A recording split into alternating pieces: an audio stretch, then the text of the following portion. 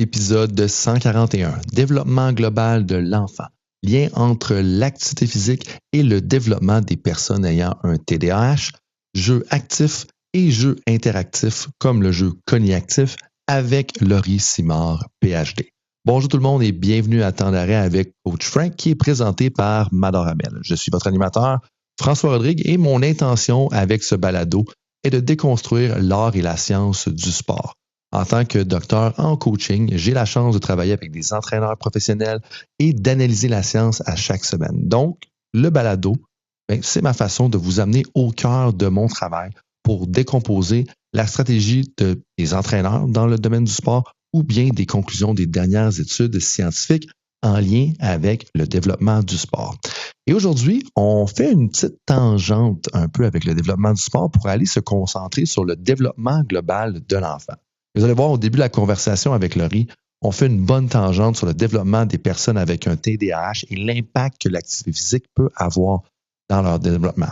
Et j'ai décidé de m'intéresser à ça parce que je me disais, tu sais, en bout de ligne, là, tous les athlètes, tous les sportifs sont des enfants d'abord et leur développement comme enfants a ultimement un impact sur leur performance comme athlète, même si on ne parle pas du tout de performance aujourd'hui, mais aussi les athlètes et les personnes qu'ils sont plus tard. Donc, si tu es un entraîneur qui travaille avec des personnes qui sont plus jeunes, donc à la petite enfance ou même à l'enfance, ou tu es un enseignant au primaire ou au secondaire, qui est un intervenant qui veut informer les parents plus adéquatement, plus justement, ou que tu es un parent tout simplement, même s'il n'y a rien de simple à être un parent, cet épisode-là va être pour toi. Parce que mon invité, c'est Laurie Simard. Et les recherches de Laurie portent sur les effets de l'activité physique sur le développement global de l'enfant avec un intérêt particulier pour les fonctions exécutives et la motricité. Elle s'intéresse aussi à l'utilisation du jeu sérieux comme outil pédagogique afin d'intégrer l'apprentissage physiquement actif en classe et favoriser la participation d'enfants ayant des besoins particuliers dans ces contextes inclusifs. Elle est également présidente fondatrice du Studio Execo, une entreprise dérivée de la recherche dont la mission est de faire bouger les apprentissages en créant des solutions éducatives innovantes. Si ce sont des sujets qui t'intéressent en général, je t'invite à t'abonner au balado ou à l'infolettre via le site web. À tous les auditeurs et auditrices fidèles, je vous dis merci et je vous invite à nous suivre sur les médias sociaux @CoachFrankPhD dans un mot sur toutes les plateformes. Avant de débuter, je précise que ce podcast est indépendant de mon rôle de professeur en kinésiologie à l'Université du Québec en Outaouais. Comme je prends les conflits d'intérêts très au sérieux, je vous invite à consulter la page concernant mes engagements professionnels sur mon site web, lecoachfrankphd.com, pour en savoir plus. Autrement, merci de partager ma passion du sport et de l'activité physique pour aujourd'hui et je vous souhaite un bon podcast. Laurie, bienvenue à Temps d'arrêt. Merci François, merci pour l'invitation. C'est un plaisir d'être ici, à Temps d'arrêt avec toi. Donc, toujours agréable de discuter avec toi dans notre cadre peut-être plus formel à l'UQO comme collègue, mais j'ai hâte d'avoir cette discussion-là avec toi dans le cadre de ce balado. Je te renvoie l'appareil. C'est toujours agréable de discuter avec toi également. J'ai vraiment l'impression que chaque discussion, c'est une co-création de plein d'idées. On se relance la balle, on va dans plein de directions. Puis ce que je suis content, mais un peu gêné en même temps aujourd'hui, c'est que c'est la première fois que je vais vraiment prendre le temps de me pencher sur les travaux de tes études doctorales. J'aurais peut-être dû le faire avant. Je suis vraiment content de le faire parce que j'ai eu la chance dans les derniers jours justement de lire la discussion de ta thèse de doctorat, lire aussi un article en préparation.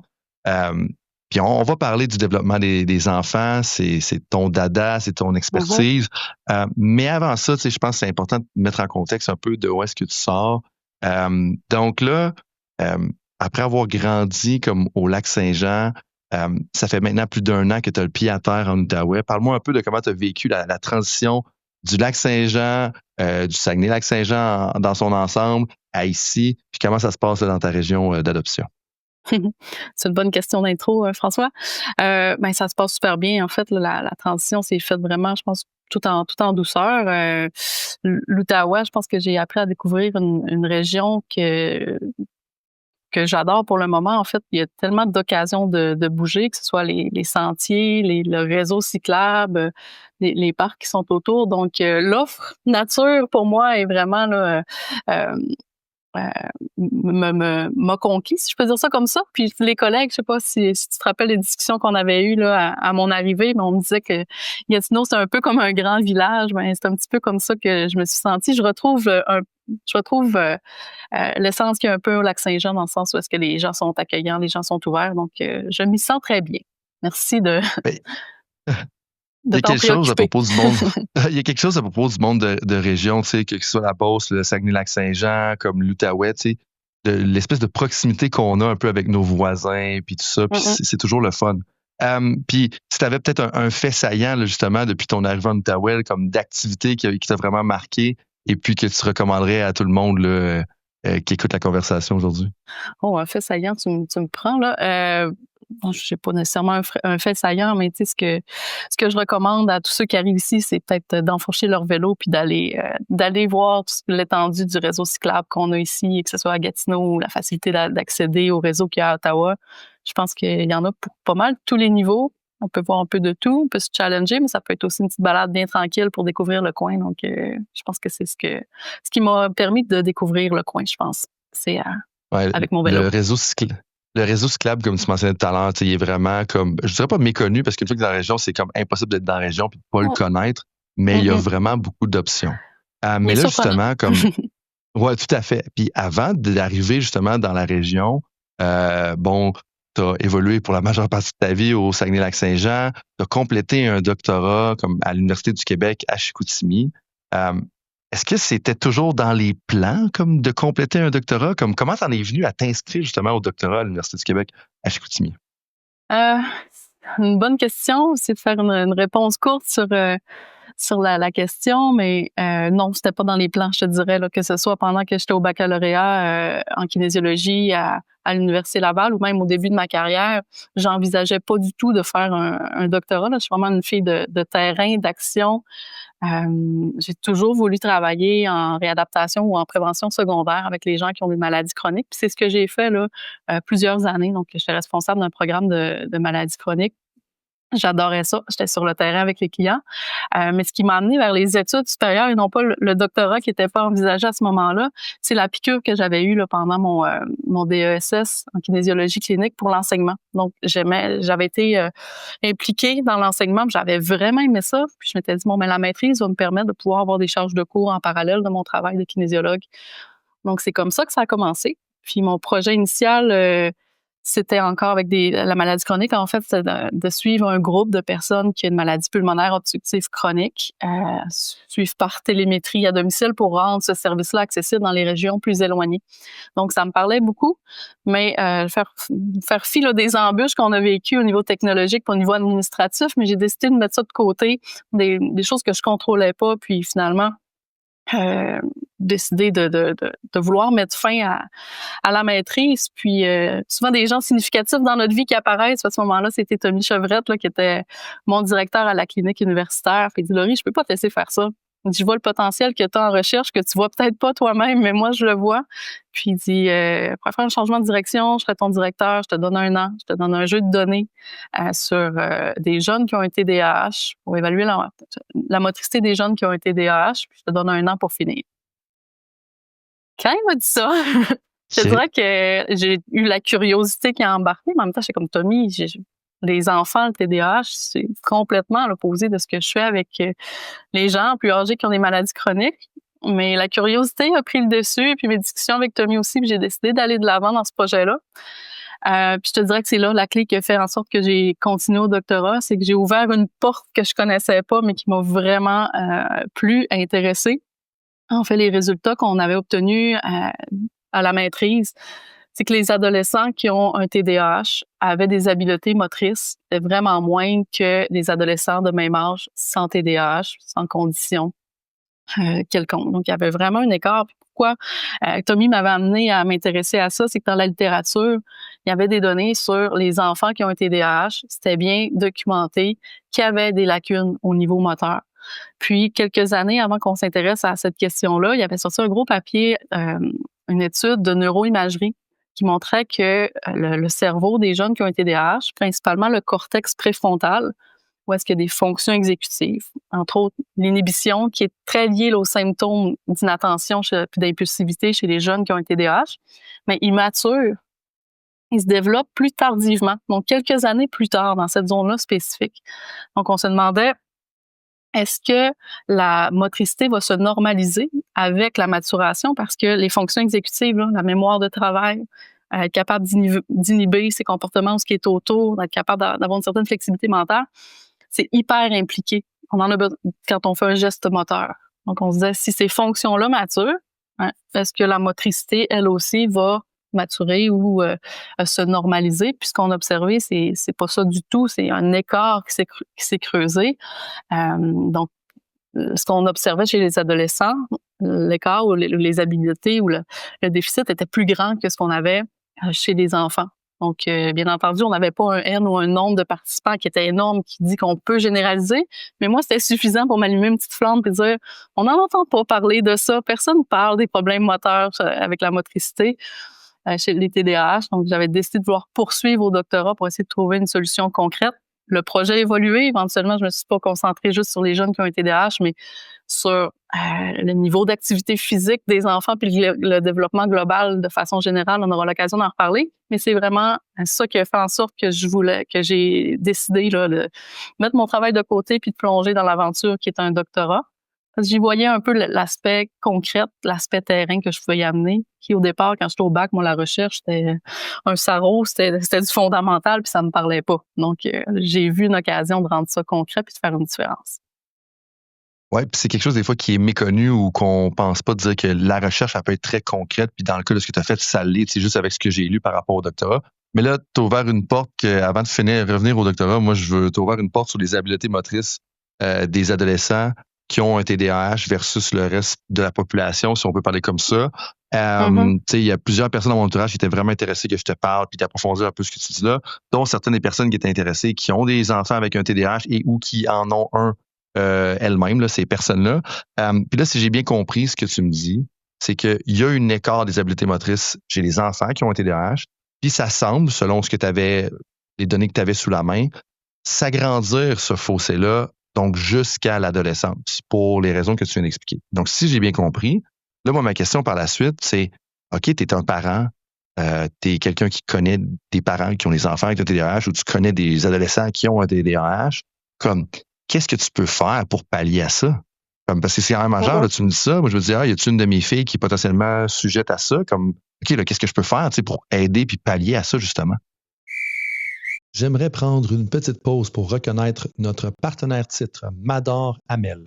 C'est un cabinet d'assurance avec permis d'investissement chez Investia Services Financiers. Ma famille leur fait confiance depuis 2011 pour notre planification financière et cette relation nous a permis de concrétiser plusieurs projets importants, dont l'achat de notre maison idéale en 2019 et le financement d'un projet paysager majeur en 2022.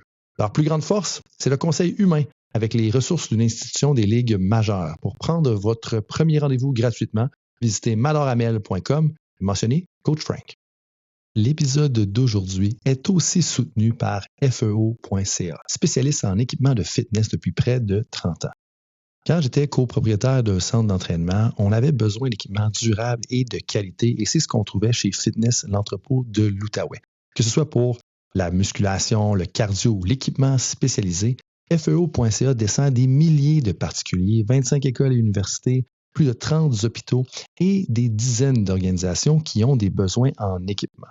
Visitez FEO.ca et utilisez le code promo COACH pour profiter de 10% de rabais sur presque tous leurs équipements. Les produits en liquidation sont exclus de cette promotion. Oui, puis avant d'aller vers les solutions, oui, j'ai parlé des fonctions exécutives, mais il y a d'autres aspects qui peuvent venir expliquer ça. Donc, la dopamine, en fait, qui est souvent la recapture, la dopamine là, dans le cerveau des jeunes qui ont un TDAH. En fait, c'est l'objet ou l'objet thérapeutique, là, généralement, là, qui est visé. Mais la dopamine est très impliqués dans les mécanismes de la motricité, si on peut dire ça de façon assez simple. Donc, il y a là une cause explicative. Puis aussi tout le niveau comportemental, justement, que les jeunes qui ont un TDAH ont souvent plus de difficultés à s'investir ou à maintenir un intérêt, un engagement dans une tâche. Donc, ce qui est de la pratique d'une tâche motrice, donc, il y a plusieurs causes explicatives autres que les fonctions exécutives. Mais pour en revenir à ta question, puis justement, c'est là où est-ce que je me suis dit, on peut peut-être faire quelque chose, c'est que ces résultats-là qu'on avait obtenus, qui encore une fois, je garde toujours un petit soupçon en disant, mais on peut pas généraliser, mais on a observé une tendance. Mais j'ai présenté ces résultats-là dans un congrès des enseignants en éducation physique et à la santé. Donc, j'avais une présentation par poster, c'était les enseignants en éducation physique pendant un moment circulaire où les posters venaient me voir. Puis là, j'ai eu cette discussion-là avec, je pense, quasiment une centaine d'enseignants en éducation physique. Ils venaient me voir, puis là, je présentais les résultats. Je voyais, il y avait toute la même réaction, les yeux qui venaient grands, il y avait comme une élimination. Leur discours, c'était pas mal tout le même. Ils disaient, hey, c'est vrai, Laurie, mais on s'est jamais fait dire ça, on l'a jamais lu nulle part. Mais ce que tu me dis, ça me fait réfléchir que dans mes groupes, c'est vrai que les jeunes qui ont un TDAH, ils ont plus de difficultés. Puis là, la plupart, pas tous, mais beaucoup me disaient, mais ça marche pas tout le temps. Je me disais, comment ça? Ben, j'ai un enfant qui a un TDAH, puis il est super habile. Et c'est ce bout-là de discussion avec les professeurs dans l'éducation physique qui m'a fait comprendre, ou du moins poser une hypothèse en disant, ben, il y a probablement quelque chose à faire. Parce que les enseignants d'éducation physique, dans leurs valeurs, dans leurs habitudes de vie, il y a une pratique sûrement élevée d'activité physique, peut-être plus grande que dans la population générale, mettre l'accent là-dessus, donc probablement stimuler beaucoup leurs enfants, puis malgré les embûches, on peut peut-être continuer de valoriser ça. Donc moi, ce que ça me disait, c'est, OK, ils observent ça, mais potentiellement que si on stimule plus, puis on stimule adéquatement, une possibilité de venir augmenter les habiletés avec le temps.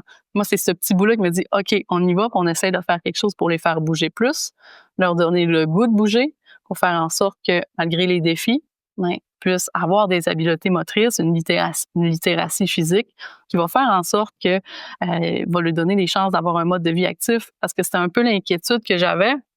Si on parle un petit peu de littératie physique, pour pouvoir s'engager dans une activité physique, puis s'engager à long terme dans une activité physique, tu dois te sentir compétent dans tes habiletés. Donc, tu dois avoir un minimum d'habiletés. Là, c'est là qu'on avait mesuré que les habiletés étaient peut-être plus basses. On doit aussi avoir une confiance qu'on est capable de bouger, qu'on est capable de faire la tâche, le sport, l'activité qui est proposée. On doit avoir une motivation aussi. Donc, l'écart qu'on voyait qui se creusait entre les enfants et les adolescents qui ont un TDAH, moi, l'une des hypothèses que j'avais, c'est on se sent moins compétent, on pratique moins, on a moins confiance, moins de motivation, plus ça va en vieillissant, plus il y a un déclin de l'activité physique, donc les habiletés, au lieu de continuer de se développer, ils stagnent ou ils déclinent. Donc, l'objectif, puis ça reste encore à prouver, là, cette théorie-là, puis cette hypothèse-là, mais je suis encore convaincue que si on stimule, qu'on offre des variétés, qu'on permet aux jeunes de bouger puis d'aimer ça, on peut venir qu'à développer des bonnes habiletés motrices chez les jeunes qui ont un TDAH. Donc, c'est pas t'as un TDAH, tu n'auras pas de compétences motrices. Juste que tu as une vulnérabilité peut-être plus grande ou un risque plus grand de moins bien développer les habiletés motrices. Mais ça peut être réversible en bougeant.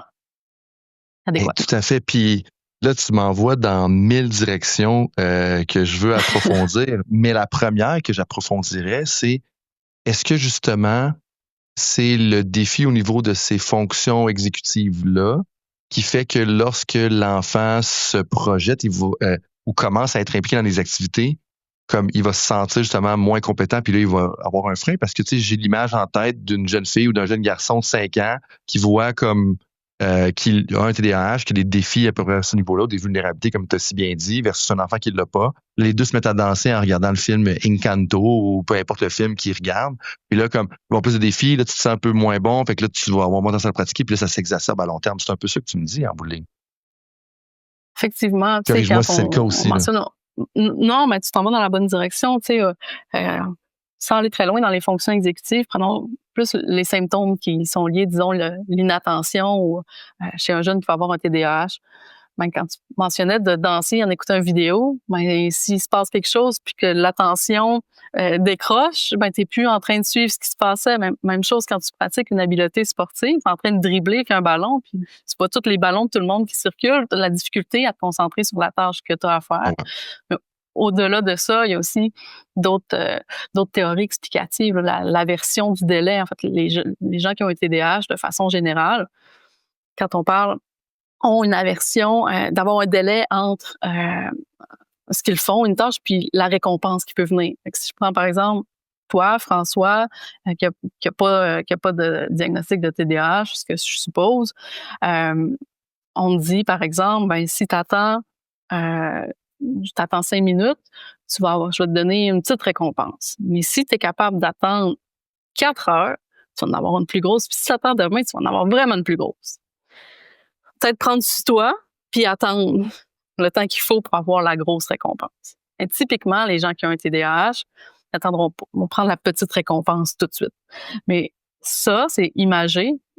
Mais quand on fait une activité, toute la dopamine qu'on reçoit, c'est un peu notre récompense aussi. Fait qu'il y a cette aversion-là qui fait que quand on pratique une activité, ben, si on n'a pas de rétroaction tout de suite, si on n'est pas bon tout de suite, si on n'a pas tout de suite une récompense qui vient avec, on a la difficulté à persévérer dans la tâche qu'on est en train d'apprendre. Donc, en persévérant moins dans une tâche qu'on est en train d'apprendre, on la développe moins aussi. Donc, comme je te disais, c'est multifactoriel.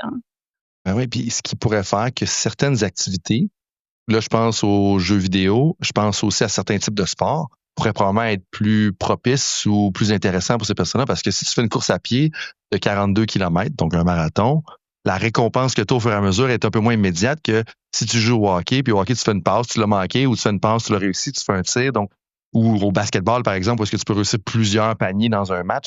Fait que la rétroaction est un peu plus immédiate, fait que c'est vraiment plus facile pour ces personnes-là de rester engagées dans certaines activités versus d'autres. Oui, dans l'intervention à faire aussi, justement, tu sais, le sweet spot, là, la délicieuse incertitude, si on peut dire ça comme ça, de mettre le niveau suffisamment difficile, mais quand même challengeant, mais peut-être l'adapter avec ces jeunes-là, de mettre une rétroaction qui est peut-être un petit peu plus fréquente, de faire vivre des réussites peut-être un peu plus fréquentes aussi, donc de s'ajuster. Il y a des voies, mais ce que je veux qu'on en ressorte, c'est que oui, ils sont plus propices à avoir des difficultés motrices. Je pense que si on stimule, puis qu'on encadre, puis qu'on donne les occasions de bien se développer, il y a une possibilité. Il reste de la recherche à faire dans ce domaine-là. Je pense que c'est encore peu étudié, mais moi, je suis de ceux qui voient le verre à moitié plein et non pas à moitié vide. Ah ben là, ça, c'est la seule option. Là. Je pense que c'est de voir le verre à moitié plein, justement. Mais là, justement, dans ce qui a été trouvé jusqu'à date, dans ce qu'on connaît, dans ce que tu as vécu dans tes études de cas, dans ton intervention, dans tes interventions cliniques, comme qu'est-ce qui est possible de faire? Là? Moi, je suis un parent qui a un enfant qui a un TDAH, je suis quelqu'un qui veut soutenir ces personnes-là, je suis enseignant d'éducation physique, comme qu'est-ce que je peux faire? Tu disais de bouger plus, de bouger mieux, tu parlais de variété aussi également, si je me rappelle bien, là, ma mémoire est faculté qui oublie, ça c'est une certitude. Mais donc, comme qu'est-ce qu'on peut faire justement pour peut-être justement mieux les soutenir puis pallier à ça jusqu'à un certain point? Je pense que c'est de donner des occasions de bouger. Si on se fie un peu aux résultats qu'on a obtenus dans les études qu'on a mis en place, on regarde l'effet du mouvement, l'effet de l'activité physique sur les symptômes du TDAH, donc sur l'inattention, sur l'hyperactivité. Ben, après 10-15 minutes d'activité physique, on obtient une diminution des symptômes d'hyperactivité puis d'inattention. Oui, chez les jeunes qui ont un TDAH, mais aussi chez les jeunes qui n'ont pas de TDAH. Parce que c'est pas parce qu'on n'a pas de diagnostic de TDAH on peut ne pas être inattentif. Donc, ce que nos études nous montrent jusqu'à maintenant, c'est que l'activité physique va aider justement à peut-être canaliser l'énergie puis à faire en sorte que les jeunes ont plus d'inattention puis moins d'hyperactivité. Donc, ça devient, en plus d'être un moyen de bouger, de développer les habiletés motrices, mais ça peut être aussi un moyen supplémentaire qu'on a pour venir aider à réguler ou à gérer les symptômes, en plus de tous les autres outils thérapeutiques qu'il peut y avoir. Bien, seulement 10 à 15 minutes, là, si j'ai bien compris, c'est aussi peu que ça dans une journée, ça peut faire une différence. Ben, oui, puis encore une fois, je fais toujours attention dans la généralisation de nos résultats. Hein. On n'a pas des des cohortes énormes pour pouvoir le dire, mais dans ce qu'on observe, puis c'est ce qu'on a mesuré, quand je dis juste à 10 à 15 minutes, parce que l'intervention qu'on a mis en place dans des classes durait ça, 10 à 15 minutes d'activité physique. Et en fait, c'est mesuré par les enseignants après quelques semaines. Donc, on ne mesurait pas de façon systématique après chaque petit bout de 15 minutes. Mais ce qu'il nous disait, c'est qu'après avoir fait ça pendant un certain nombre de semaines, il avait répondu là, à des questionnaires, des Conners, qui sont des tests qui sont utilisés là, justement dans le dépistage du TDAH. Ce qu'ils avaient évalué avant, puis ce qu'ils ont évalué l'ensemble des jeunes après, quand on compare, mais on voit une diminution dans les groupes chez qui on a mis une intervention en activité physique qui était courte versus les groupes dans lesquels ils ont tout simplement continué de faire leurs activités en classe sans ajouter d'activité physique. Donc, ça n'a pas besoin d'être long pour voir une répercussion. Puis même à court terme, on n'a pas été capable encore, on travaille là-dessus là, dans nos collectes de données actuelles, puis dans les futurs, essayer de le mesurer concrètement, ça, un effet plus direct, mais on l'a eu en plus en qualitatif, en entrevue avec les enseignantes. La première fois qu'on a mis justement un jeu d'apprentissage physiquement actif dans les classes qui faisait bouger les jeunes 10 à 15 minutes, l'ensemble des enseignantes nous mentionnaient que l'heure après, ou la période qui suivait, il y avait plus l'attention des enfants. Puis ça leur permettait de passer, d'enseigner peut-être du contenu qui était plus difficile. Puis c'est une des raisons qui a fait en sorte qu'on aura peut-être l'occasion d'en reparler là, du projet Cogniactif, mais c'est la raison, en fait, je pense, le leitmotiv qui a fait en sorte que ce jeu-là qu'on développait tout simplement dans le cadre de mon doctorat, on a décidé d'aller de l'avant, puis de poursuivre, puis de faire des demandes de financement, puis de le faire évoluer en jeu sérieux. Là. Aujourd'hui, c'est pour ce que les enseignants mentionnaient, puis les élèves, c'est qu'il y a une efficacité qu'on sent. On voit que c'est un outil qui nous aide dans notre quotidien, dans notre travail, pour avoir plus l'attention des élèves. Oui, puis on va certainement y revenir à Cogniactif. Puis si je peux me permettre de citer les éléments qui font partie de l'article qui a été publié, je pense à laquelle tu fais référence, c'est comme là, c'est une traduction libre là, de Coach Frank, là, de moi-même. Donc, les élèves apprenaient plus rapidement, ils étaient réentraînés plus facilement, particulièrement pour les concepts de mathématiques. On dit que la salle de classe, selon ce qui a été reporté, était plus calme. Les étudiants, donc les élèves, étaient plus engagés dans l'apprentissage. Comme c'est gros comme impact quand même. Puis là, moi, mettons, je me dis, OK, je suis un enseignant qui vient de t'entendre dire ça, là, donc un enseignant, une enseignante. Parle-moi donc un peu du déroulement de l'intervention, là, comme tu arrives dans la classe, puis comme on se met en arrière de le bureau, puis on commence à faire des exercices. Comme parle-moi donc un peu du déroulement, là, comme de A à Z, de façon synthèse, là, parce que je sais qu'on n'est pas dans la standard, on n'a pas besoin d'avoir la méthodologie complète, là, mais je serais curieux de savoir de quoi ça avait l'air concrètement dans la salle de classe. Parfait. Ben, concrètement, pour comprendre, il faut savoir que c'est un outil techno-éducatif qu'on avait développé avec les enseignants, puis avec les élèves, puis avec des conseillers pédagogiques aussi. L'objectif, nous, quand on a approché le centre de service scolaire, c'est de dire on veut trouver une façon, une solution pour faire bouger davantage les enfants en milieu scolaire. On veut les faire bouger plus, les enfants, mais on peut mettre le stress davantage sur les parents. Donc, on veut trouver une solution avec les enseignants pour pas mettre le fardeau sur eux. Puis, on veut briser le cycle de la sédentarité où les enfants sont assis, puis justement, les faire bouger plus. On est arrivé dans un centre de service scolaire, le centre de service scolaire du Lac-Saint-Jean, que c'était dans leur mission, c'était dans leur corps, dans les objectifs. Donc, ils ont embarqué à 2 pieds joints là-dedans. Puis, plusieurs enseignantes qui ont levé la main pour collaborer avec nous. Donc, on a développé avec elles, ces enseignantes-là, puis il y avait des enseignants d'éducation physique aussi, des capsules vidéo. C'était un jeu d'apprentissage physiquement actif. Donc, ils voulaient pas perdre leur temps à faire bouger des enfants, si on peut dire ça comme ça. Donc, on combinait de la matière importante qui avait été ciblée par elles, donc en mathématiques puis en français. On a ciblé de la matière qui doit être révisée souvent pour être mémorisé, donc des tables de mathématiques, la conjugaison par exemple, et on a combiné ça avec de l'activité physique, puis pour que ce soit simple, puis un peu clé en main pour l'enseignante, on avait fait des capsules vidéo avec un avatar là, qu'on avait fait créer par un artiste 3D, puis des animations. Donc, les jeunes étaient dans la classe, derrière leur bureau, regardaient ce qui était projeté à l'écran, donc il y avait un personnage animé, puis ils répondaient à des questions de mathématiques et de français tout en bougeant, en variant de haute intensité, basse intensité. C'était sous forme de Tabata, donc 20 secondes plus intenses, 10 secondes moins intenses. C'était 2 séries de 4 minutes. Donc, c'était ça le programme de Cogniactif au départ. 24 capsules vidéo comme ça.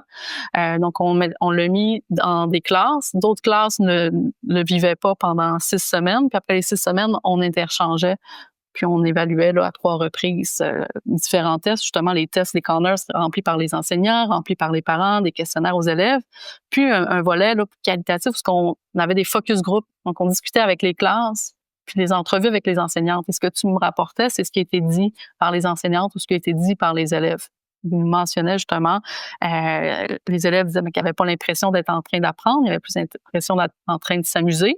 Les enseignantes, ça lui plaisait parce qu'il y avait une notion d'engagement puis de plaisir, mais elle savait qu'il y avait une intention pédagogique qui était derrière. Puis en plus, c'est pas nécessairement le temps dans lequel il était en train de réviser ces concepts-là qu'il trouvait payantes, c'était plus les minutes qui suivaient, où est-ce que là, il rentrait dans d'autres contenus puis il sentait que le groupe était plus apaisé. Donc, depuis ce temps-là, ça a évolué. Le Cogniactif, c'est rendu une programmation informatique dessus. C'est un jeu maintenant, un jeu qui est projeté sur le tableau blanc interactif. Mais on continue de le développer avec les enseignantes pour les enseignantes. Puis on continue d'essayer d'aller prendre des mesures qui nous disent pour essayer d'objectivement le mesurer. Donc, on est là-dedans présentement. C'est super intéressant ce que tu mentionnes, Laurie. Puis là, comme tu as parlé du Tabata, donc 20 secondes d'effort, 10 secondes de repos, 2 séries de 4 si on veut et de ça. Mais c'est quoi les exercices que les enfants font? Comme c'est-tu des squats? C'est-tu des push-ups? C'est-tu des jumping jacks? Comme qu'est-ce qu'ils font concrètement comme exercice?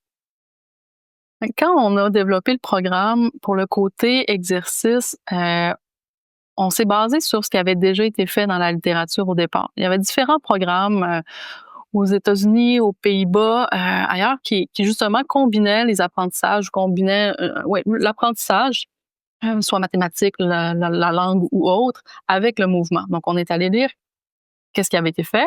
On a pris le bon, puis on a pris aussi peut-être les obstacles ou les enjeux. Donc, ce qu'on savait, c'est de faire attention si le niveau d'intensité physique est trop élevé, puis que le niveau cognitif demandé est élevé aussi, on rentre dans un mur. Donc, il fallait avoir un équilibre entre ce qui est demandé en termes d'exigence cognitive, donc que ce soit réviser les tables de mathématiques ou les conjugaisons, puis la charge aussi qui est demandée de par les mouvements, que ce soit dans sa complexité, la coordination qui est demandée ou l'effort physique en tant que tel. Donc, au début, dans la première version, je t'ai parlé qu'on avait fait créer un avatar qui était un petit raton laveur. Puis, il y avait 10 à 12 mouvements d'animés seulement. Puis les mouvements qu'on avait, justement, c'était des jumping jacks, comme tu l'as nommé, c'était des sauts, c'était des squats. Principalement, il y en avait quelques-uns d'autres. Puis, il y avait pour la basse intensité, de la marche, des exercices d'équilibre, mais c'était quand même restreint.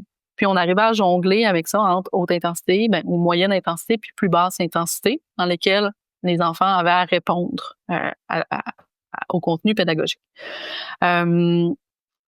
On s'est fait dire beaucoup aussi par les enfants dans les retours, dans les focus group, qu'il manquait de diversité dans nos mouvements, que la marche, elle revenait souvent. Donc, ils aimaient ça, mais ils trouvaient ça redondant un peu. Donc, on est rendu ailleurs, on est rendu à la 3e version du jeu sérieux. Donc, quand on a décidé d'en faire un jeu sérieux puis d'aller de l'avant avec une programmation informatique pour rendre ça plus facile, d'ajouter, de modifier du contenu, on a créé un autre personnage qui est un petit robot présentement. Il s'appelle VO2, puis l'objectif, c'est de charger sa batterie par la pratique de l'activité physique. Mais VO2, on l'a fait créer à l'Université du Québec en Abitibi-Témiscamingue par des artistes là-bas. Puis on est allé dans leur studio de mocap, donc de captation de mouvements, un peu comme dans les films d'animation, et on a capté 200 mouvements. Donc on s'était fait une liste avec des professeurs en éducation physique, avec notre compétence en kinésiologie et autres, une liste d'activités de faible intensité, une liste d'activités plus modérées, une liste d'activités plus intenses, des mouvements plus dynamiques, plus ludiques, des animations même un peu plus pour mettre une histoire autour, donc peinturé, haché. Donc, on est allé chercher vraiment une gamme de mouvements beaucoup plus grande pour éviter justement de se faire dire que c'était redondant, que le jeu soit engageant à long terme, mais avoir aussi une certaine diversité, puis pouvoir jongler entre niveau plus facile, niveau plus difficile. Donc, il y a différents mouvements. Puis ce qu'on a en tête quand on les a captés, c'est d'être capable de les capter dans un 4 pieds carrés environ. Donc, les enfants, quand ils jouent dans une classe, c'est derrière leur chaise. Il n'y a pas une classe de fait pareil, non? Donc il y a différents styles en fonction de l'enseignant. Mais l'objectif, c'est d'être capable d'avoir une petite place, de bouger, de pas accrocher l'élève qui est devant ou à côté. Donc, c'est tous des mouvements qui sont sur place. On peut en faire une foule. On a dit sauter, ça peut être boxer, ça peut être faire semblant de monter dans une échelle, ça peut être sauter en grenouille. Donc, il y a différentes façons de bouger sur place. Donc, on est allé vers ça. Puis là, il y a toujours la contrainte que parfois, dans les écoles, il y a une autre classe en dessous. Donc, il y a la notion du bruit. Donc, dans le jeu, on a mis un tag des mouvements qui sont plus bruyants, qui cognent. Si la professeure, par exemple, a une classe de maternelle en dessous, elle peut retirer les mouvements qui sont plus bruyants pour y aller vers ceux qui sont pas bruyants. Mais on a aussi dans l'histoire de mentionner aux élèves d'essayer de faire ça avec le moins de bruit possible pour respecter l'environnement des autres classes qui sont autour. C'est intéressant, puis c'est un fin équilibre là, à trouver dans la composition des exercices, dans la programmation, si on veut, et puis de respecter l'environnement. Fait que là, tu as mentionné brièvement, parce que ça, pour moi, je pense que c'est crucial pour les gens qui écoutent, comme tu as mentionné, comme faire semblant de monter dans une échelle. Tu as parlé de boxer, on a parlé de faire des squats, on a parlé des jumping jacks. Est-ce qu'il y en a peut-être 3 autres que tu voudrais dire comme des go-to, là, que ça fonctionne généralement? Courir sur place, différentes danses qu'ils voient dans des jeux vidéo, boxer, ils aiment beaucoup ça, semblant de faire du karaté. Donc, le mouvement en tant que tel n'a pas énormément d'importance. Ce qu'on veut, c'est d'aller chercher justement qu'ils soient actifs, qu'ils soient en train de bouger. Après ça, c'est d'y aller avec son imagination, sa créativité. Dans le cas où on est dans une classe, mais c'est plus restreint. À la maison, il peut peut-être y avoir un petit peu plus de mouvement qui est fait. Mais notre objectif principal, c'était justement d'amener de l'activité physique, d'amener du mouvement dans la salle de classe pour briser les cycles de sédentarité, faire en sorte de donner à chaque jeune une occasion de bouger un peu plus, qui a un TDAH ou qui en est pas. Parce que souvent, quand il y a une offre d'activité physique ou autre qui est faite, c'est ce qu'on remarque, c'est que c'est souvent les mêmes qui s'inscrivent, qui ont intérêt, qui y vont. On dirait, comment qu'on peut faire pour faire bouger les jeunes qu'on a de la difficulté à faire bouger? Puis c'est une des raisons pour laquelle on est allé vers la classe. Dans la classe, ça devient l'intention pédagogique. Puis ce qu'on remarque, c'est qu'ils bougent, puis qu'ils aiment ça bouger, finalement. Il n'y a pas de notion de performance. Il y a personne qui dit tu bouges bien, tu bouges mal. On regarde pas la façon. On veut que tu bouges, puis tu aies du plaisir à le faire. Puis ça développe l'intérêt physique, puis ça fait un lien avec ce que tu disais au départ. Tu sais, juste le fait de bouger, ça va les amener à plus tard à avoir plus confiance, puis avoir plus de compétences, puis ils vont pouvoir en pratiquer un petit peu plus. Puis ce que je trouve intéressant de ce que tu as dit, tu as utilisé le terme les 4 pieds carrés. Puis des fois, je pense qu'on sous-estime l'impact, puis j'en parlais justement aux personnes étudiantes cette semaine, on sous-estime l'impact de l'environnement.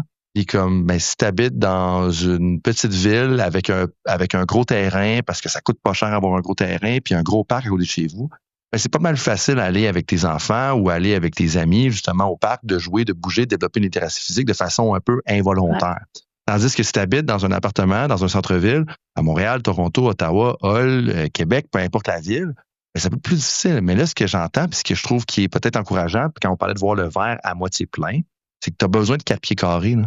Comme ça n'a pas besoin d'avoir beaucoup d'espace. Puis 4 pieds carrés, c'est suffisant pour avoir, dans le projet que vous avez fait seulement, on ne peut pas généraliser trop loin. Moi, je peux me permettre de faire, vu que c'est mon animateur, puis c'est pas ma recherche. Mais comme ça permet d'avoir un impact significatif sur l'enfant. Puis tu sais, au pire, dans le pire des cas, puis c'est ça que moi je dis tout le temps pour l'activité physique, dans le pire des cas, il va avoir eu du fun, puis il va passer du temps avec son parent ou son enseignant qui va être un peu plus dynamique. Tu sais, si dans le pire des cas, c'est ça que tu as, je veux dire, ça reste quand même, dans la balance des avantages et des inconvénients, ça reste quand même un net positif. Puis ça, moi, j'aime bien ça. Puis là, donc, là, tu parlais c'est juste pour faire du pouce, excuse-moi, j'allais juste faire du pouce sur ce que tu mentionnais. C'est justement, en effet, c'est la réalité de certains où est-ce que l'espace est pas là ou est moins là pour pouvoir faire bouger, mais ça me fait penser un peu, juste la danse ou un Just Dance qui est à la télévision. On va peut-être parler d'écran un peu plus tard. Là, parfois, ça peut être une façon de faire bouger les jeunes aussi, puis justement, quand on parle des enseignantes qui étaient impliquées dans les projets, je regardais un peu leur façon de faire, qu'est-ce qu'ils font, qu'est-ce qu'ils faisaient avant. Puis, justement, dans la contrainte d'espace, puis dans la contrainte de devoir réfléchir à comment faire bouger, certains, justement, mettaient des vidéos de danse, puis simplement, OK, on a 5-10 minutes, on lâche notre fou, on danse, on n'a pas besoin d'avoir un gros espace pour pouvoir être en mouvement, mais des idées comme ça, il peut y en avoir plein, pas besoin d'avoir beaucoup d'espace, pas besoin d'avoir beaucoup de matériel non plus pour que les jeunes soient actifs et créatifs. Puis, ça prend pas grand-chose. T'as pas besoin de faire plus que 10 minutes, puis ça peut avoir un effet, ou ça peut aussi, tu sais, moi, je le fais personnellement avec mes 3 filles. Des fois, on va juste mettre je vais pas nécessairement faire de la publicité pour une chaîne YouTube parce que j'ai pas validé son contenu scientifiquement comme toi, tu l'as fait. Mais comme, tu sais, il y a une chaîne YouTube, il y a du super beau yoga, c'est tout animé avec des thématiques un peu propres pour les enfants. Ben, tu sais, comme ils bougent, ils pratiquent leur équilibre, ils font des différentes manœuvres. Et là, parlant justement d'animation et de jeu, tu en as parlé brièvement, mais je veux m'assurer qu'on le nomme, là. Donc, toi, c'est quelque chose que tu développes dans ta recherche. Ça fait partie de ta programmation de recherche de développer Cogniactif. Donc, qui est le programme dont tu parlais tout à l'heure avec les 200 applications, les 200 exercices, excuse-moi. Et puis, donc là, comment tu souhaites que les gens s'en servent, puis vous êtes rendu un peu dans le développement de Cogniactif? Dans le développement, comme je mentionnais, on a 3 itérations du jeu de fait, puis de tester en classe, d'essais-erreurs, de tests. On vient de terminer une grosse collecte de données, justement, où est-ce que les jeunes, ils jouaient au jeu pendant 6 semaines, à raison de 4 fois par semaine. Donc, on est dans l'analyse de ces données-là. Et là, on vient d'obtenir un important financement du ministère de l'Économie, de l'Innovation puis de l'Énergie pour faire maturer le jeu, principalement l'architecture, pour s'assurer de répondre aux normes de cybersécurité du ministère de l'Éducation. L'objectif étant éventuellement de pouvoir le déployer ou l'offrir du moins comme outil technologique, techno-éducatif au jeu d'apprentissage physiquement actif pour les enseignantes qui voudront bien l'utiliser. Donc, c'est un jeu présentement qui est pour le 2e cycle du primaire, donc 3e et 4e année. Donc, on est dans une vague de développement là, pour les 2 prochaines années pour justement s'assurer de rendre ce jeu-là cybersécure puis d'ajouter aussi de la ludification. Mais entre-temps, on a toujours un jeu, le jeu qu'on avait qui est fonctionnel, qui nous permet de continuer de faire des collectes de données puis de le bonifier. Donc, on est dans le volet recherche, on est dans le volet maturation pour éventuellement qu'il puisse être déployé. Mais oui, pour le déployer à la grandeur de la province, ça prend clairement l'infrastructure numérique là, pour, tu dis le mot architecture, je vais t'utiliser ça, mais l'architecture numérique justement pour pouvoir administrer et gérer tout ça. Fait que là, si moi je suis une enseignante ou un enseignant qui s'intéresse au jeu, qui voudrait le rentrer dans ma classe, comme c'est-tu possible? Est-ce que je t'écris? Y a-t-il des projets en cours? Y a-t-il moyen de faire rentrer ça dans ma classe? Parce que j'en connais une enseignante, je pense, qui serait vraiment intéressée à faire rentrer ça dans sa classe. Ben oui, présentement, on n'a pas de collecte de données en cours, mais c'est sûr que s'il y a un intérêt, j'invite les gens à m'écrire, puis éventuellement, on va revenir vers eux quand on sera prêt à mettre en place à plus grande échelle. Donc, absolument. Donc, ils peuvent m'écrire là. Je cherche mes mots, en fait, parce que on est comme dans un entre-deux où est-ce que on termine une étude, on va en lancer une autre, puis entre-temps, on est dans le développement, mais on veut pas perdre les gens qui sont intéressés, donc on va trouver un moyen de pouvoir rendre le jeu accessible, puis peut-être ouvrir à ce qu'il y ait plus d'enseignantes qui peuvent nous donner leur input aussi, ou plutôt leurs commentaires sur comment on peut faire en sorte que ce jeu-là répond à leurs besoins. Donc, on a travaillé avec un certain groupe au Centre des services scolaires du Lac-Saint-Jean. Notre prochaine visée, c'est d'élargir à l'ensemble des centres de services scolaires, mais on n'a pas encore ficelé toutes les cordes au niveau éthique. C'est pour ça que dans ma réponse, j'ai une petite réserve, mais c'est vers là qu'on s'en va éventuellement, effectivement. Puis éventuellement, c'est un jeu qui sera commercialisé. Donc présentement, on a le billet de la recherche pour pouvoir l'essayer, mais c'est un jeu qu'on vise à commercialiser dans le sens où est-ce que là, on a des sous qui rentrent comme subvention de recherche. Mais il faut savoir que pour les mises à jour, pour pouvoir maintenir le jeu, ben, il faut assurer une structure qui va faire en sorte qu'il y a des développeurs, puis une équipe qui pourra continuer de l'alimenter en termes de contenu. Moi, certainement, je connais des enseignantes et des enseignants qui vont être intéressés. Fait que donc, si vous êtes intéressés, moi, ce que je comprends, c'est écrivez un courriel à Laurie. Laurie va dire, faut attendre un petit peu, je vous mets sur une liste d'attente en fonction de où est-ce qu'on est rendu dans les projets. Mais moi, je pense que signalez votre intérêt. Puis à partir de là, Laurie, elle pourra décider si c'est le temps ou pas, et puis d'être sur la glace. Puis sinon, moi, je connais des parents qui vont être certainement intéressés parce que je dis, si je peux avoir accès à ça, tu mets ça à la TV dans le salon, comme tu fais avec les gens, tu peux même, avec tes enfants, tu peux même le faire toi-même là-dedans. Puis revenons justement un peu à ton expertise, là, si on veut, qui est le développement de l'enfant, le développement global de l'enfant. Dans ta discussion de thèse de doctorat que j'ai lu, comme j'ai dit tout à l'heure, comme il y a clairement un message ou un ton ou de la place qui est donnée au jeu actif et à l'activité physique dans le développement global de l'enfant. Pourquoi c'est si important que ça? Est-ce que c'est principalement pour les bienfaits physiques et moteurs qu'on connaît tous? C'est un peu comme la littératie physique ou c'est plus large que ça? Parce que je sens vraiment qu'il y a comme un message plus global là-dessus, mais je suis pas sûr d'avoir bien saisi pourquoi c'est crucial et c'est vraiment essentiel dans le développement global de l'enfant. Oui, ben, tu as saisi le bon message. Je pense, donc, je m'intéresse beaucoup au développement global de l'enfant. En fait, l'enfant va se développer par les expériences qui va vivre, par l'environnement qui va le stimuler autour. Puis à la petite enfance, puis même durant l'enfance, c'est par le jeu principalement que l'enfant va se développer sur les différents plans. Donc le jeu, c'est un peu le travail d'un enfant, si on peut dire ça comme ça. C'est de cette façon-là qu'il se développe. Donc quand on parle de jeu actif, c'est un jeu, oui, qui est ludique, mais qui a une certaine forme de mouvement, de dépense énergétique, mais que ce soit parcourir, qu'on implique la course, le saut, la manipulation d'objets ou autre, on est dans un jeu qui est actif. Donc, bien entendu, le jeu actif va avoir un impact sur le développement physique et moteur de l'enfant. Donc, j'utilise mon corps, j'utilise ma motricité. On peut s'attendre facilement, pas besoin d'avoir étudié très longtemps pour comprendre que j'utilise les habiletés puis je les développe. Mais ça va au-delà de ça, les bienfaits du jeu actif sur le développement global de l'enfant. Donc, le développement global de l'enfant, c'est quoi? Si on le modélise de façon assez simple, c'est 5 grandes sphères qui sont interreliées. Donc, on a le domaine physique et moteur, les habiletés motrices, la forme physique, etc. On a aussi le domaine cognitif, donc les habiletés cognitives, les fonctions exécutives, les fonctions cognitives qui vont se développer. On a le volet social de l'enfant, on a le domaine affectif, puis on a le domaine langagier.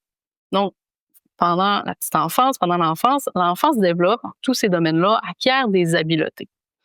De par le jeu, on va venir aider à stimuler l'ensemble de ces domaines-là. De un, on a dit qu'ils étaient interreliés, mais ça va au-delà de ça. Donc, si par exemple, dans un jeu, je vais avoir par exemple, si je prends un jeu qui est plus moteur, mais pour faire la tâche motrice, comme je te le disais tantôt, je vais avoir besoin de la planifier, ma tâche motrice. Donc, je vais avoir besoin d'une fonction cognitive dans mon cerveau là, qui m'aide à planifier les mouvements que je vais faire. Je vais avoir à garder en mémoire certaines informations pour garder le jeu actif que je suis en train de faire. Devoir être capable d'avoir une certaine flexibilité mentale pour passer d'une tâche à une autre. Donc, en jouant, point de vue, puis en bougeant, mais je stimule aussi mes fonctions cognitives, donc j'aide à les développer. Dans un jeu, souvent, il va aussi y avoir certaines règles à suivre où je vais jouer avec d'autres, avec des pairs. Donc, je vais devoir développer des habiletés ou mettre en œuvre des habiletés pendant ce jeu-là avec d'autres. Je vais devoir gérer mes émotions aussi. Des fois, je serai peut-être pas contente ou content. Donc, le volet affectif va aussi se développer. Donc, le jeu aide de différentes façons à ce que l'enfant se développe sur l'ensemble de ses pans. Là, on parlait plus de jeu actif, mais ça, on amène vraiment la notion d'activité physique qui diffère un peu, mais en activité physique, ça se ressemble. Et j'aime amener la notion peut-être un peu d'intensité aussi dans l'effort. Donc, dans un jeu où est-ce que j'amène une certaine notion d'intensité, mais il va y avoir d'autres bienfaits qui vont s'ajouter pour les différents domaines. Donc, je t'explique.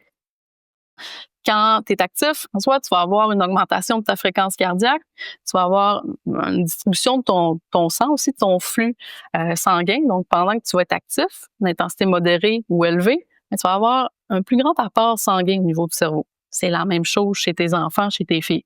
Donc, s'ils bougent, elles sont actives, en augmentation de leur fréquence cardiaque, plus de sang au niveau du cerveau, donc plus d'oxygénation, on amène les nutriments aussi.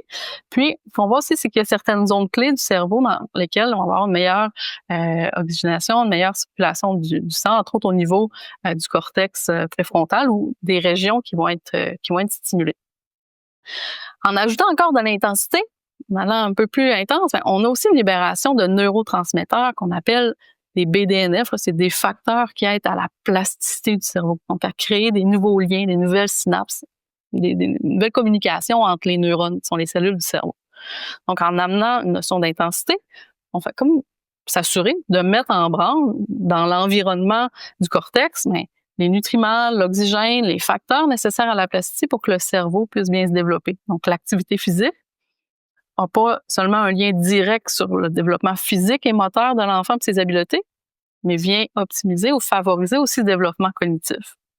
Puis là, on parlait de jeux physiques, d'activité physique.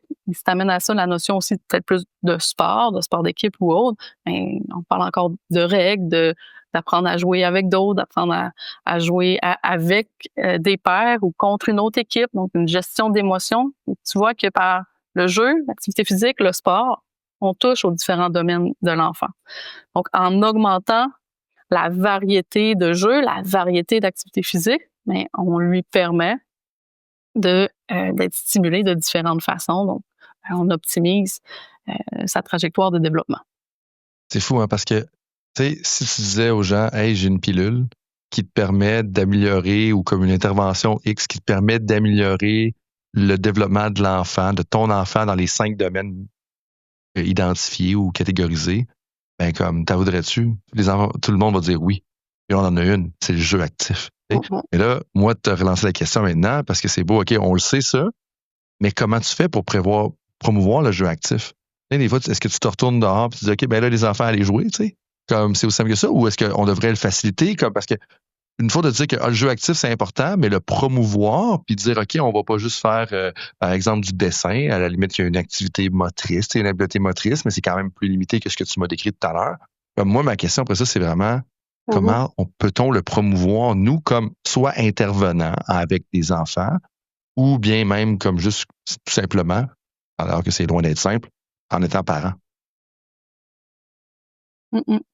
C'est une bonne question, puis la réponse est pas si simple, mais je pense que ce que je souhaite livrer comme message, c'est que chaque occasion de bouger qu'on ajoute, ben, c'est des gains de plus qu'on vient ou des occasions de se développer qu'on donne à l'enfant. Fait que oui, ça peut être le parent, ça peut être l'entraîneur, ça peut être de par l'enseignant. Donc, il y a différentes occasions dans une journée qu'on peut donner à l'enfant de bouger. Je pense qu'il y a différentes façons de le voir, mais avant de voir différentes façons qu'on peut se donner pour mettre les enfants en mouvement ou en jeu actif, j'aimerais qu'on fasse peut-être un petit retour sur c'est quoi les recommandations en termes d'activité physique chez les enfants, puis on en est où? Donc, en termes d'activité physique, chez nos 1 à 4 ans, donc dans la petite enfance, les règles ou les directives, plutôt que je préfère dire les directives, que ce soit par l'OMS, donc l'Organisation mondiale de la santé, ou encore les lignes directrices canadiennes qui en découlent, les jeunes de la petite enfance devraient être actifs. On parle de 180 minutes par jour. Donc, on parle d'environ 3 heures par jour où ce que les jeunes devraient être actifs. Mais là, on n'est pas dans une notion d'intensité. Dans une notion où est-ce que ils bougent puis ils servent de leur corps, justement, de jeux actifs répartis dans la journée. Si on augmente un petit peu chez nos plus vieux, chez les 5 à 17 ans, on parle de 60 minutes, un minimum de 60 minutes par jour, où est-ce qu'on a une intensité modérée et élevée. Donc là, on vient chercher une notion un petit peu plus d'intensité. Où est-ce qu'on en est dans le portrait présentement? Encore une fois, ça va dépendre de comment on a mesuré pour faire les statistiques et autres, mais de façon générale, on parle environ, c'est 20 à 30% des jeunes qui atteignent les recommandations. Puis ces recommandations ou ces cibles-là de bouger, d'être actif, ils n'ont pas été émises pour rien. En fait, c'est un niveau qui doit être visé pour atteindre un développement optimal ou viser de favoriser la santé. Donc, c'est seulement 20 à 30% des jeunes qui atteignent sur une base quotidienne ces recommandations-là. Il y en a qui vont l'y approcher, puis il y en a qui vont être plus loin un peu de ces normes-là. Donc, l'objectif qu'on a, c'est de dire, bon, OK, mais chez ces 70 ou 80%-là qui ne bougent pas suffisamment, comment on peut s'y prendre pour essayer d'augmenter le niveau d'activité physique en essayant de viser la cible? Mais comme je disais, chaque petit pas qu'on fait pour s'en approcher, ben, c'est des bienfaits supplémentaires qu'on vient chercher pour leur santé puis pour leur développement. Et comme je te mentionnais, il y a différentes façons de le voir. Souvent, on va penser à activités structurées, activités sportives dirigées, donc de l'inscrire dans un cours 2, 3, 4 fois par semaine. C'est une façon de s'y rendre. Mais ce que je souhaite mentionner, c'est que c'est pas la seule façon non plus de l'atteindre. Ça, c'est bien fait, ça peut en avoir, mais ça peut aussi amener parfois une contrainte ou un stress sur le parent de gérer cet horaire-là, mais sur l'enfant aussi. qui a déjà un horaire d'école, le service de garde, go, go, go. Fait que le go, go, go, 3-4 fois par semaine, ça peut être beaucoup aussi. Donc, le jeu libre, qu'on appelle, peut être tout aussi efficace, sinon plus. Même dans la petite enfance, on recommande beaucoup le jeu libre. Donc, l'enfant, normalement, si on le met dans un environnement, on éteint les écrans, là. On en reparlera peut-être, là, une des problématiques qu'on a puis qu'on fait en sorte que les cibles sont difficiles à atteindre, c'est peut-être le temps qu'on passe sur des écrans. Mais prends un enfant, mets pas d'écran, mets-le dans une pièce qui est vide ou qui a un peu de matériel, qu'est-ce qu'il va faire naturellement? Il va bouger. Il va se trouver de quoi faire puis il va se mettre en action. Puis il y a certaines études qui ont été faites justement dans des CPE ou autres. Plus la pièce était vide, moins il y avait de matériel et autres, puis plus les enfants étaient en mouvement puis en activité. Donc, de jouer dehors, d'aller au parc, d'éteindre la télé puis de laisser un moment, l'enfant, au début, c'est normal, il saura pas quoi faire. Surtout s'il est habitué d'avoir des directives, mais lui laisser le temps de s'ennuyer un peu. Puis quand l'ennui va passer, puis qu'on se rend compte que oui, on est là, puis on s'occupe de lui, mais que on lui laisse le temps de trouver son activité, puis il va finir par éventuellement se mettre en mouvement, du moins la plupart du temps. Donc, on peut aussi s'enlever ce stress que de faire bouger plus les enfants, c'est de s'imposer un stress de plus de courir à un cours supplémentaire par semaine. Oui, c'est une option, mais c'est pas une option qui rentre dans la routine de tout le monde. Parfois, d'aller au parc avec, puis de le laisser libre au parc avec les amis. On n'est pas obligé ou non plus comme parents de toujours tout structurer. On va développer sa créativité et son autonomie en jouant seul puis en trouvant à quoi jouer. Après combien de temps peut-on se dire qu'on est excellent en dessin, en cuisine ou en sport? Comme vous le savez très bien, ça prend au moins 10 ans à se former et à se perfectionner pour devenir un expert ou une experte. C'est pourquoi je fais affaire avec Mador Hamel quand il est question de décisions financières. Mador Hamel, c'est un cabinet d'assurance avec permis en fonds communs de placement auprès d'Investia Services Financiers. Leur équipe a accompagné des centaines de personnes et gère 170 millions de dollars en investissement pour des particuliers et des organisations depuis 2001. Par exemple, ils travaillent avec des dirigeants d'entreprise, des médecins et diverses organisations de partout au Canada grâce à leur licence de pratique dans plusieurs provinces. Mais à mon avis, c'est pas juste leur expérience pour vrai qui les rend excellents, c'est aussi le fait qu'ils agissent comme des coachs financiers. Depuis 2011, j'ai vu cette expertise-là à l'œuvre pour ma propre famille, honnêtement. Grâce à leur approche, on a pu acheter notre maison idéale en 2019, réaliser un projet d'aménagement majeur en 2022, tout en préparant solidement notre fonds de retraite. Mais au-delà des résultats, leur plus grande valeur, là, je le disais, c'est comme être un coach, c'est le conseil et l'accompagnement dans la prise de décision. Comme un coach, il t'empêche de commettre des erreurs quand tu dois gérer tes émotions dans le feu de l'action, que ce soit quand ta vie change ou qu'il y a des fluctuations sur les marchés. Personnellement, ce que j'apprécie particulièrement, c'est qu'ils investissent vraiment pour les personnes avec qui ils travaillent. Leur slogan, c'est d'être des conseillers de vraie vie et je peux vous dire que c'est le cas. Ils ne prennent pas juste des clients pour prendre des clients, ils te prennent quand tu es rendu là dans ta vie et qu'ils peuvent vraiment t'aider en faisant des analyses honnêtes de tes décisions financières. Alors que tu vas acheter une maison, payer les études de tes enfants, structurer ton fonds de retraite comme travailleur indépendant ou travailleur à contrat, ou investir pour ton organisation, je t'invite à prendre ton premier rendez-vous gratuitement via le madorhamel.com et mentionner Coach Frank. Quand on magasine de l'équipement de fitness, on fait souvent face au même dilemme. Soit c'est des prix abordables, mais c'est pas très solide ou fiable. Soit c'est de qualité, mais ça coûte une fortune. C'est exactement le défi que je vivais quand j'étais copropriétaire d'un centre d'entraînement pour athlètes. C'est à cette époque que j'ai connu FEO.ca, Fitness l'entrepôt de l'Outaouais. Depuis près de 30 ans, ils ont trouvé la formule parfaite. Pas compliqué? Fournir de l'équipement de qualité à prix abordable, c'est pas trop demandé, c'est exactement ça qu'ils font. Ils peuvent répondre à tous les besoins en équipement parce qu'ils opèrent avec une division commerciale et une division résidentielle, offrant ainsi une gamme complète d'équipements de cardio, de musculation, de réhabilitation, de yoga, de pilates, de boxe, de MMA et de suppléments nutritionnels en veux-tu, en v'là. Donc, en 2017, en tant qu'ancien joueur de football qui se respecte, je voulais m'acheter justement un rack à squat pour mon entraînement à la maison. Mes critères étaient clairs. Il fallait que ce soit stable quand il y avait 300 livres sur la barre, puis que ça ne commence pas à shaker de partout, puis que ce soit durable à un prix qui fait du sens. Eh bien, le rack que l'équipe de FEO.ca m'a recommandé répond encore parfaitement à ces critères-là aujourd'hui, 8 ans plus tard. c'est encore mon équipement de prédilection dans mon sous-sol. Un rack, une barbell, de la fonte. On n'a pas besoin de plus que ça dans la vie. D'ailleurs, leur expertise parle d'elle-même avec des partenariats établis avec la Défense nationale, 25 écoles et universités, plus de 30 hôpitaux et des dizaines d'organisations gouvernementales qui ont tous choisi FEO pour leurs besoins d'équipement.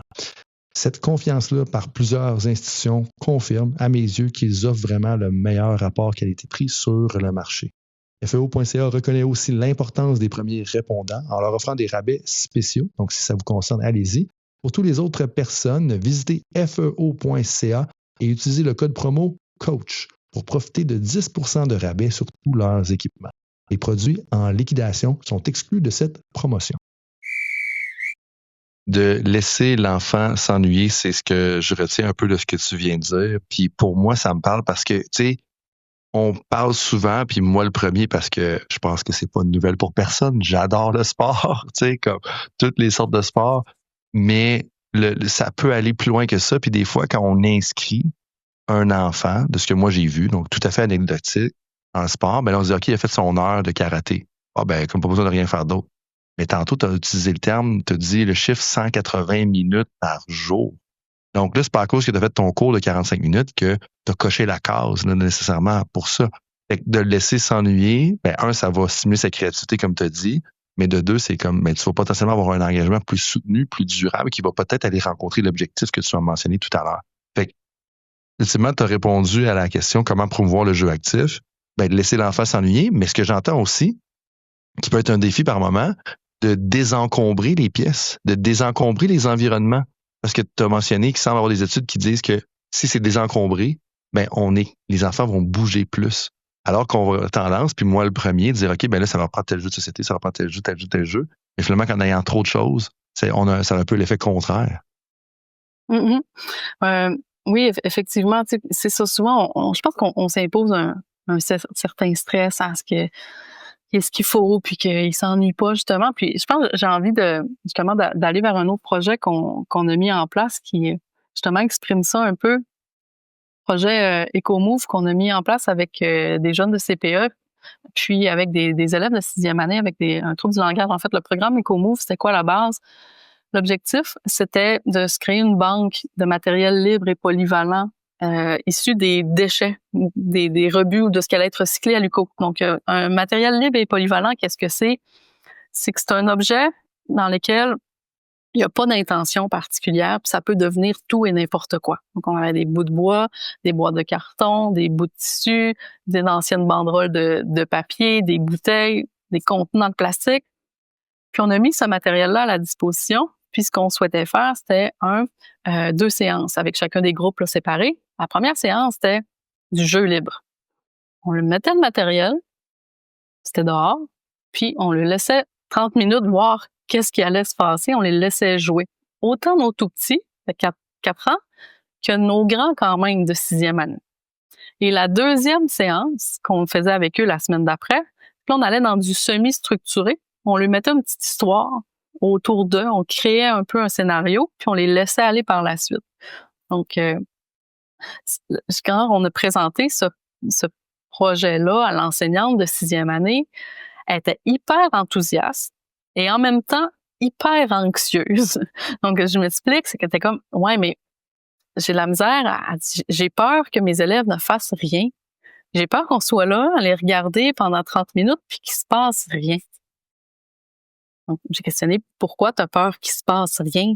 Mais elle dit que quand ils sont sur leurs ordinateurs ou qu'il n'y a pas un jeu quelconque, ils ont toujours la difficulté à trouver quoi faire, quoi jouer. Puis c'est tout le temps un défi d'arriver à leur faire quelque chose. Donc, au départ, on était comme, OK, puis c'est quoi ton aisance s'il se passe rien, t'sais? Puis est-ce que tu nous permets d'aller jusqu'à 30 minutes s'il se passe rien? Parce que dans les faits, s'il se passe rien, c'est malaisant. Mais en même temps, on n'est pas en train de créer de préjudice, de risque. Il n'y a pas de conséquences. À part qu'on peut peut-être se sentir mal à l'aise de les laisser là pendant 30 minutes à rien faire. Puis je dis, si tu vois que tu n'es vraiment pas bien puis que c'est ça qui se passe, ben on arrêtera ou on interviendra. Elle dit, c'est beau. Qu'on arrive avec ce matériel-là, on le met à disposition et, grande surprise, il a fallu freiner les élèves au départ parce que pour mettre en contexte, ces séances de jeu-là, on les filmait à des intentions pédagogiques pour nos cours en kinésiologie et en éducation. Et on a mis le matériel, on les a dit, faites ce que vous voulez, soyez créatifs. Et ils sont partis. Et là, on dit, wow, faut partir la caméra, elle est pas prête. Et là, l'enseignante était hyper surprise, mais même nous, là, c'était au-delà de ce qu'on s'entendait. Ça a pas pris, je dis, 30 secondes qui étaient déjà en action. Ils ont pris le matériel. Chacun a comme parti dans différentes directions. Il y en a qui se sont associés 2-3, certains sont restés seuls. Et chacun a créé des trucs avec lesquels on s'attendait pas du tout, puis ils nous ont impressionnés. Là. Je prends l'exemple d'un jeune, il a pris une boîte de carton, il a fait des trous, il y avait des petits cubes de glace là, en plastique qu'on peut mettre au congélateur, il a pris ça, il a fait un jeu de poche. Et là, avec son jeu de poche, en fait, c'est qu'au-dessus de chacune des cases, il a pris son doigt, il a pris de la terre, puis il a écrit des chiffres. Là, il y avait inclus une notion peut-être de mathématiques même à travers ça, dans lesquelles on pouvait faire des points puis les compter. Il y en a un autre qui a pris un ancien roll-up de Luco pour faire un allée de quai. Il a mis des contenants, puis il s'est pris un grand contenant de plastique. Puis là, il l'a tiré vers les contenants, puis il tombait pas parce que c'était pas assez lourd. Donc, il a pris le reste du matériel, puis il a rempli son grand contenant, puis il l'a rempli jusqu'à temps qu'il soit suffisamment lourd pour faire tomber. Puis tout ça, sans qu'on fasse rien, on s'est mis à l'écart, puis on les regardait, on était comme « wow ». Donc, la prof en revenait juste pas, tu sais, de comment on donne de l'espace, puis on donne du temps. Et ils vont trouver quelque chose à faire, puis ils vont bouger. C'est ce qui s'est passé. Mm-hmm. Des fois, le pire ennemi de l'enfant, c'est l'adulte. Tu sais, on le voit dans le sport, puis on le voit ça, pas l'adulte nécessairement parce que l'adulte est mal intentionné, mais dans le sens que l'adulte prend trop de place. Tu sais, juste de se retirer comme ça. Puis c'est tout un beau problème. Tu fais un projet, bon, éducatif, là, c'est pas tout à fait de la recherche. Puis comme t'as comme des données trop vite. C'est comme ok, ben ça c'est un beau problème à avoir dans un sens. Mais c'est super intéressant. Puis ça fait un lien avec le concept d'avoir des histoires interactives. Tu sais, comme je pense que c'est vraiment quelque chose de bien que tu fais. Puis moi j'ai eu la chance, puis je vais te dire pour les gens, comme j'ai eu la chance de te voir à l'œuvre. Puis dans ce que j'ai vu à l'œuvre justement, comme t'es capable de mettre le monde en scène. C'est comme là il y avait dans la vidéo justement. Il y a l'idée de comme, OK, c'est comme un navire de pirates. Tu ne penses pas où il y a un navire qui s'est échoué ou quelque chose comme ça. Comme, si tu peux juste me partager l'exemple que tu avais en tête pour peut-être des gens qui disent des fois, hey, ça prend pas grand-chose pour qu'on soit capable de partir justement le jeu ou de stimuler la créativité des enfants. Mm-hmm. Oui, dans le fond, tu fais référence à la deuxième séance qui était semi-structurée, donc avec les jeunes de 6e année, ce qu'on avait ficelé comme histoire. On leur a mentionné qu'ils venaient d'arriver sur une île déserte. Ils ont échoué là avec leur navire. Et il y avait 30 minutes avant la tombée de la nuit. Donc, il y avait 30 minutes pour se construire un abri pour passer la nuit, pour se construire un bateau pour pouvoir partir le lendemain et potentiellement un feu imaginaire pour pouvoir se réchauffer. Puis, on s'est mis de côté et on les a laissés aller. Et encore une fois, ça a vraiment pas pris de temps. Puis là, il y avait un objectif derrière parce que justement, il devait avoir une certaine cohésion, une certaine communication entre eux pour construire des différents items. Donc, ils se sont séparés les tâches. Et là, l'enseignante était hyper ravie parce que quand ils construisaient le bateau, ils amenaient leur notion de mathématiques. C'était comme, est-ce qu'on fait un angle obtus? Est-ce qu'on fait un angle aigu? Qu'est-ce qui va tenir le mieux? Donc là, elle se contenait plus. Mais puis, tu sais, on voyait également toute la communication entre eux. Puis on se rappelle que c'était une classe qui avait des difficultés de langage. Donc, en les mettant dans un jeu plus ludique, il y avait aussi des intentions pédagogiques qui ont été complétées, si on peut le dire, là, dans lesquelles ils ont communiqué entre eux, ils ont usé de leur langage, ils ont usé de stratégies, ils ont mis en branle un plan qui ont rendu effectif, là. Puis ils étaient fiers. À la fin, ce qu'on trouvait, puis qui est ressorti le plus, c'est la fierté dans le visage des enfants de nous présenter qu'est-ce qu'ils avaient fait puis qu'est-ce qu'ils avaient réalisé. Mm-hmm. Ah, c'est génial pour vrai. Je voudrais relancer dans 40 000 directions avec ce que tu viens de dire, mais j'aimerais ça qu'on transitionne. C'est déjà un bon petit bout qu'on se parle. Dans les questions de l'auditoire, questions aussi éclairs, là, on va aller voir comment on a le temps. Question d'un collègue qui est impliqué dans le développement du sport, puis on y a touché, je pense, brièvement tout à l'heure. Mais mettons que si on compare à il y a quelques années, est-ce que les jeunes sont plus actifs aujourd'hui ou sont moins actifs? Et en lien avec ça, est-ce qu'ils font plus ou moins de sport organisé selon les données auxquelles tu as eu accès? Puis si tu as la réponse, ton micro, il lag un petit peu, mais de ce que j'ai compris, c'est est-ce que les jeunes sont plus actifs ou moins actifs ou est-ce qu'ils font plus ou moins de sport? C'est une bonne question.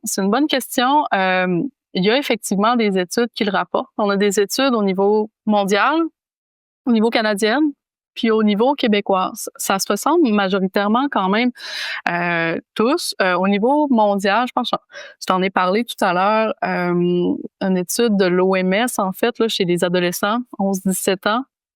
Ce qu'il y avait, c'est environ 80% des jeunes qui n'atteignaient pas les recommandations d'activité physique.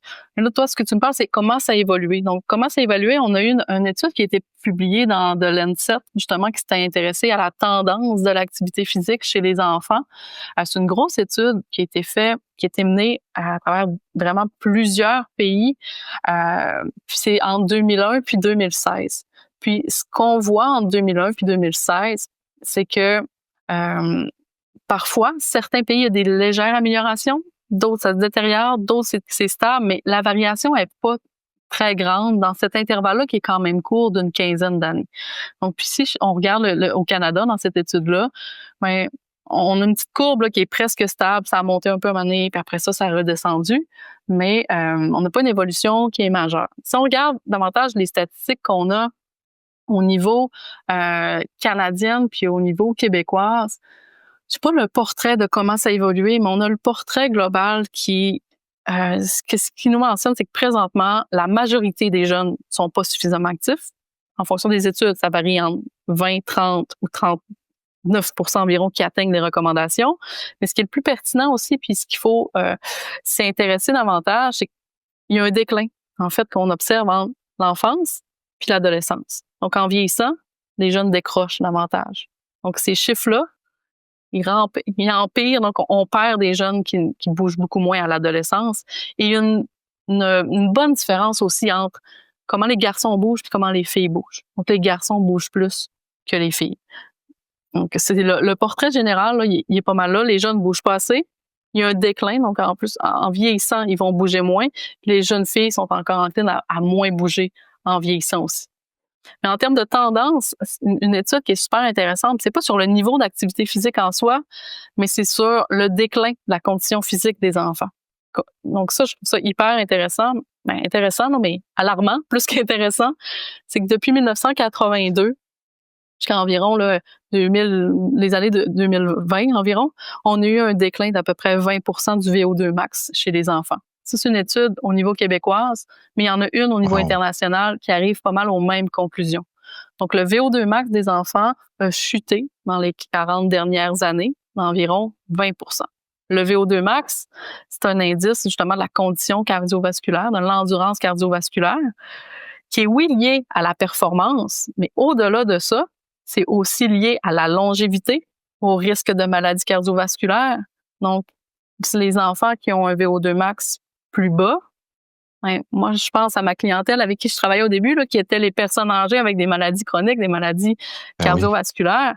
Et là, on a un bassin de jeunes qui risquent avec le temps d'avoir encore peut-être plus d'incidence, plus de risques s'ils arrivent avec une condition cardiovasculaire qui est plus basse.